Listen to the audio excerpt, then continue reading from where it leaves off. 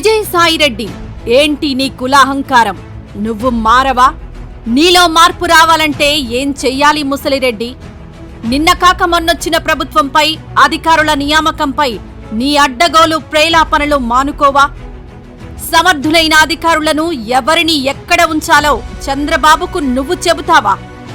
నువ్వు, నీ సకల శాఖ మంత్రి సజ్జలరెడ్డి, మీ సుబ్బారెడ్డి, మీ ధర్మారెడ్డి, మీ జవహర్ రెడ్డి ఇలా జగన్ రెడ్డి చుట్టూ చేరి ఆయన్నే ముంచేశారు కదా. అసలు అప్పుడు ఎందుకు చెప్పలేదు రెడ్డి? రెడ్డి కులాలనే మేం పక్కన పెట్టుకున్నామని. టీటీడీలో రెడ్డి, సీఎంఓలో రెడ్డి కులస్తులే, పార్లమెంట్ లోక్సభ నాయకులుగా రెడ్డీలు, ఇలా అన్నింటా రెడ్డి కార్పెట్ వేసిన మీరా కులం కులమంటూ ఓ కులంపై విషం చిమ్మేది? ఆకాశంపై ఉమ్మేస్తే అది నీ మీదే పడుతుంది. రాష్ట్ర రాజకీయాల్లో కీలక సామాజిక వర్గంపై అధికారంలో ఉన్నప్పుడు కక్ష కట్టి అధికారులను పక్కన పెట్టి అమరావతి రాజధానిలో రైతులను నట్టేట ముంచి ఇప్పుడు మళ్లీ ప్రతిపక్షంలోకొచ్చిన తర్వాత కూడా మొసలి కన్నీరు కారుస్తావా?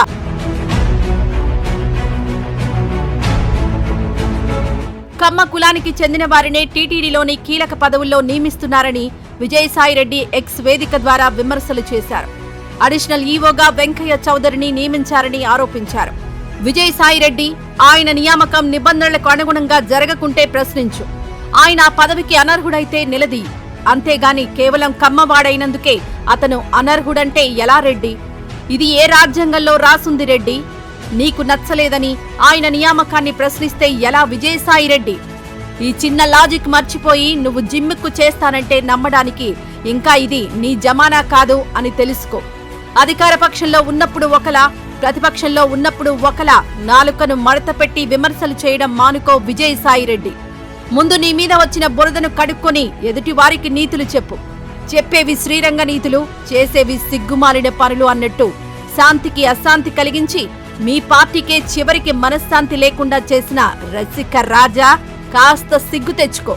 మీ పార్టీ సిగ్గుపడేలా చేసి ఆ డ్యామేజ్ నుంచి బయటపడేందుకు కొత్త నాటకాలు, కట్టు కథలు అల్లకు. ఎవ్వరూ నమ్మరు. ఈ వీడియో నచ్చితే లైక్ చేయండి, షేర్ చేయండి. మరింత సమాచారం కొరకు మా ఛానల్ను సబ్స్క్రైబ్ చేయండి.